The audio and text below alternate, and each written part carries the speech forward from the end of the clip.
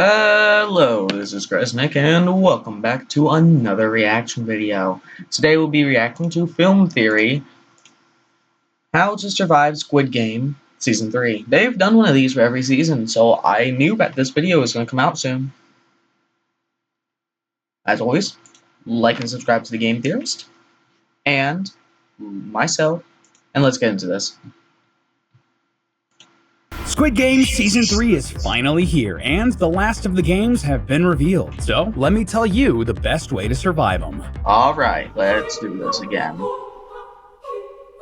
Hello Internet, welcome to Film Theory, the show that has all three keys to the exit. And what's behind that door? Well, would you look at that? It's the subscribe button. So, Squid Game is back, and to be honest, I was a bit surprised with how Season 3 panned out. No spoilers, but I thought the ending was both very satisfying on a character level and set up the future of the franchise well, especially if they insist on doing that American spin-off. Go check out our recent theory, seeing what games they should do in that one, by the way. Anyway, one thing that was a bit of a surprise for me in Season 3, though, was the games. Honestly, the focus of the show ended up being on the character drama, which was a good choice from a storytelling perspective, but for us here in our survival guide, I was worried that there wouldn't actually be enough here for a full episode. It ended up just squeaking by, but that's why this one is a little shorter. Don't fret, we do have a special extra long project coming out soon to make up for it. Anyway, you all know what we're here to do. You've signed up for the Squid Game to hopefully earn a life-changing amount of money. All you have to do, beat some deadly versions of childhood classic games. So what's the best strategies to use here? Well, let's dive into it, friends. Here's how to give yourself the best chances to survive Squid Game Season 3. The first game they play in Season 3 is a sort of variant on hide and seek, which I've seen called keys and knives. Here, the remaining players are split into two teams. The blue team, who are the hiders, and the red team, who are the seekers, and then taken into a large maze-like arena. The hiders are given keys that unlock new parts of the arena and must avoid the seekers for 30 minutes. Alternatively, if they find the exit, they can then safely leave the arena. Meanwhile, the seekers must find the hiders throughout the arena and kill them within that 30-minute time limit. They're given knives to do this, but they don't have to use them. If a seeker does not kill a hider during the game, they cannot win and are eliminated. Hiders are then given 2 minutes to find a hiding spot before the seekers are then let loose. Okay, so let's start out with some basic strategies for hide and seek first. Starting off, you're gonna want to try and find some unconventional places to hide, places that you wouldn't expect people to actually look. Honestly, that is gonna be a little difficult in this setup since there aren't a ton of nooks and crannies to really sneak into. Taeho did have a great idea to hide behind an open door into a stairwell, and honestly, this was brilliant. The only reason it didn't work was because Gi-hun was following his blood trail and noticed it disappear. But if you can find something similar and can fit behind that door, you should go for it. You may also want to try hiding behind a door inside one of the little offshoot rooms. If a seeker is quickly running by and just glancing into the room looking for someone, they may not even see you. But if they do come inside, well, if you're prepared, you can surprise attack them with the door and hopefully take them out or get a hold of their weapon. Additionally, if you're hiding in a room with a closed door, listen carefully for people passing by and do not open the doors at all. Most seekers are going to be making a lot of noise as they run about, so you should be able to hear their footsteps. But likewise, the seekers are probably laser focused and trained on seeing any movement or hearing the noise of any of the doors closing. You don't want to give them any excuse to try and find out where you are. Also, if you're found and being chased by a seeker, try to take as many turns as possible to break sight lines and put as many walls between you and them as you can. And if worse comes to worse, just like we see player 100 do in the show, you can try to play dead next to someone less fortunate than you. To be clear, that is a risk though. If a seeker was paying attention to the numbers being called as they were eliminated, they may recognize that you're faking it and take you out. Oh, and another thing, something that just really annoyed me while I was watching this season, for the love of God, do not leave doors open behind you. No, you can't lock the doors again, obviously, but if you don't close them, a seeker will know that someone's been through this way and try to follow you. It's better to have them waste as much time as possible and try to open as many doors as possible. But another strategy that the hiders maybe should have considered, sticking together. Yeah, this is actually like immediately dismissed by player 100 when they first enter the arena. Everyone, we should all spread out and don't just try to hide. We need to look for the exit. And while there is some logic in that, especially in trying to find the exit, I'm not entirely sure it was the best decision for a few reasons. A big one pointed out in the show is that there are different types of locks in the doors, and each hider is only given one type of key. Why are you just standing there? The key doesn't fit. Sticking together means that you'll be able to open any type of door that you find, and on top of that, you'll need one of each type of key to actually exit the arena. But perhaps even more important than that? Well, there's safety in numbers. We see a couple of times in the game that there's clearly some hesitation when a seeker finds multiple hiders together, especially if the goal is to just kill one of them. And it makes sense, there's no penalty for hiders if they kill a seeker in self-defense, and if there are 3 or more hiders fighting just a single seeker, even if they have the advantage of the knife, they can easily be overpowered and killed. It could also let you sacrifice someone in your group if it looks like you're going to get caught, though I don't recommend doing this in the long run. The long-term strategy to win the Squid Game is building trust, so if you stab someone in the back, metaphorically, it may look more attractive to your allies to do it literally, because how can they trust you? And finally, a tactic that also becomes a lot easier with multiple people is barricading one of the rooms. If you pack in, say, 5 or 6 hiders into a single room with just one door, and all of them use their entire body weight to keep that door closed, it's very unlikely that anyone's going to be able to force their way in unless they have a bunch of seekers working together, which probably isn't going to happen. Even then, pretty much all of the doors open into the rooms, so it's going to be way easier to hold that door shut by pressing on it with all of your weight than trying to open it by like slamming against it and pushing. As for the seekers, well, if you have this unenviable job, you're going to want to be systematic in your approach. Try every door you can, listen for any noise and look for any movement you can, and do your best to try to corner any hiders. If you see a blood trail, feel free to follow it, but know that this could be dangerous and waste your time because it might just lead to a corpse. But if time is running out and you're getting desperate, it could be worth a try. Honestly, what you're going to want to do here is basically the opposite of what I suggested for the hiders. Try to know what tricks they could pull, check behind doors, check inside of rooms, and just try to get it done as quickly as possible. If you see a large group of hiders, either avoid them so they don't kill you or try to pick off a straggler with stealth. I would also suggest teaming up with other seekers, but that also comes with a ton of risk because kills are split if you do that. So if you have 2 seekers kill just 1 hider, that only counts as half a kill for both seekers. The larger your group, the more that'll get split and the less likely all of you will survive, so I just don't recommend that strategy. And finally, if you don't have to, don't kill more if you don't need to. One of the seekers in the show suggests that the only rule was we have to kill 1 person to pass, but they never said we couldn't kill more than 1. That means if we kill more of these blue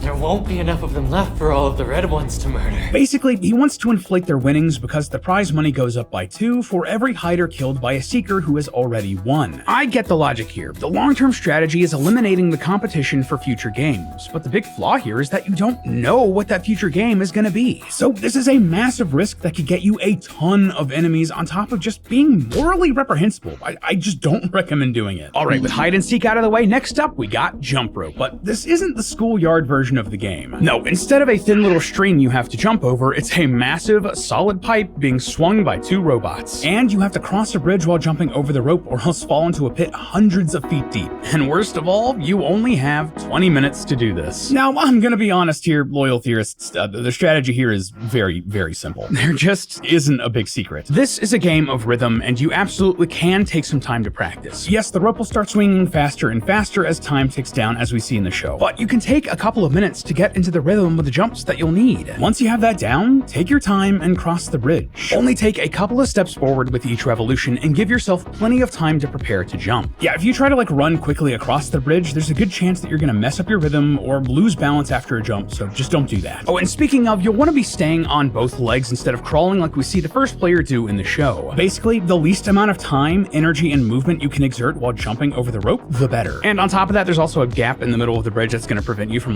trying to crawl under the rope if you're small enough to do that, so just don't do that. Oh, and speaking of that gap, you'll want some momentum for that jump, so when you get there, make sure that you're already moving forward to let yourself cross. And just another note here, but if you get across and then dedicate your remaining time to making other players fail, just like we see one player do in the show, that's a bad idea. While you might think you're slick and have the moral failings to actually do this, if there are any other players across the gap that are a higher moral fiber than you, all that's gonna do is result in you getting pushed instead and falling into the pit. Or maybe a larger, stronger player might make it across the bridge and get past you, at which point you made a bunch of enemies who might want to see you dead in the next game. Which, speaking of, here we get to the final game, which I'm gonna be calling the Stone Towers. Here, the players are taken into a large cavern where there are 3 stone pillars shaped like a square, triangle, and circle. You know, you really do have to appreciate the game maker's dedication to their branding. Anyway, in this game, the players are taken to the top of the pillars where they must collectively decide who to push off to their deaths. At least one must fall each round, but as many can die as is needed or wanted. Also, there is a time limit, and if someone isn't eliminated in that time limit, everyone dies. Rounds begin when a button on the ground is pushed, and any deaths before or after that time do not count towards that round. So I'm gonna be straight up with you here, loyal theorists. This one is rough. The strategy here is almost entirely social, which we'll get to in a second, but it also involves the psychological torment of deciding who you're gonna kill. And given that they probably aren't gonna be willing, that means that you're also gonna be involved in someone's murder, an accessory at the very least, which must be devastating to one's conscience, especially if you avoided killing someone in like hide and seek or whatever. But okay, with all that in mind, and I can't believe I'm about to say this, what should our strategy be here? How should you approach this if you want the best chances of survival? Well, first off, there is a poll on each platform, which were put there to put distance between the players chosen to die and the rest of the players on the platform. Basically, you can use the poll to push them off while also maintaining most of your safety. So right off the bat, you should absolutely go for this poll as soon as you can, giving yourself a bit of a position of power and authority within the group. In the worst case, you can use it as a weapon of self-defense, and depending on how each round goes, there's nothing saying you can't bring it with you to the next platform if the poll doesn't fall with the selected player at the end of each round. Additionally, if you want the best chances of survival here, well, I don't condone it, but use the element of surprise. As soon as a round starts, people will be expecting a discussion about what they're going to do, or at the very least, some hesitation about who's actually going to be the murderer. You know what they won't be expecting? An immediate attack. If you take the initiative, and if you're an awful enough person, you can pretty much immediately eliminate the selected player by either pushing them or hitting them before they have any time to prepare. Alternatively, you can also use one person to distract the selected player and another person surprise them from the side or behind, or hey, I mean, you could just gang up on them. That has a lot of potential to go wrong like we see in the actual series. But honestly, all of that is really dark, and I think that this game is really the culmination of a lot of what we've talked about in this survival series. We've said this multiple times throughout the entirety of our survival guides, really but the Squid Game is not a zero-sum game. There can and probably should be more than one winner. So if you want the best strategy for Stone Towers, truly, honestly, it's to not be a terrible person. If you have been a good person in the game, if you've made alliances, helped others throughout the entire experience, you're going to have a lot of people on your side, in your corner, who probably don't want you to die. People who can and will protect you as long as you protect them. This is actually why we see most of the players in this game die. They had no trust for one another, and their alliance ended up collapsing, even in little ways, which ended up with all of them dead. If there's anything that these survival guides have taught me while putting them together, it's that the real themes of this show, that humans are not cattle, that every life is precious, and that people are fundamentally good at their core, that right there is the real strategy for winning. Respect life, respect other people, and you'll have the best chance to come out on top. Or again, you know, you could just not play. But hey, that's just a theory. A film theory. And cut. Up next on...